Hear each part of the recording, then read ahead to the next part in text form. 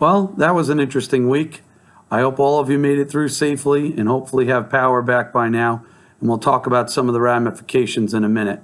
But I'd like to start this week by thanking all of our school social workers. This is School Social Worker Week, and we should recognize them for the great job that they do. And thank you for all that you do for our schools and our students. Now let's talk about the weather and what actually happens. So this is the language that was sent to us by NYSET about the calendar.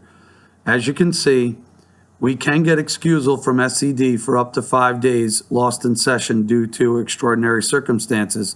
However, in order to get those excused days, we must first exhaust all vacation, which means even though we are in a state of emergency, we are still going to have to give back spring break. So I hope all of you earned a nice tan this week and had a great spring break.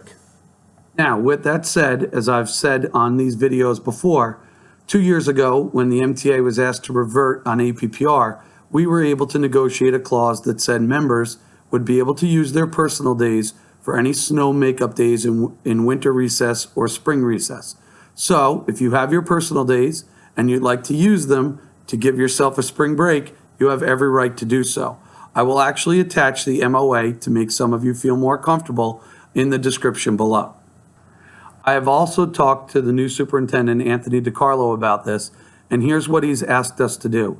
He would like to get a rough estimate of how many members might be missing time during that week. So here's what I would like you to do. Please email me at mtathomas@gmail.com and let me know if you will be taking some days off that week and which days in particular, as well as which building you're in.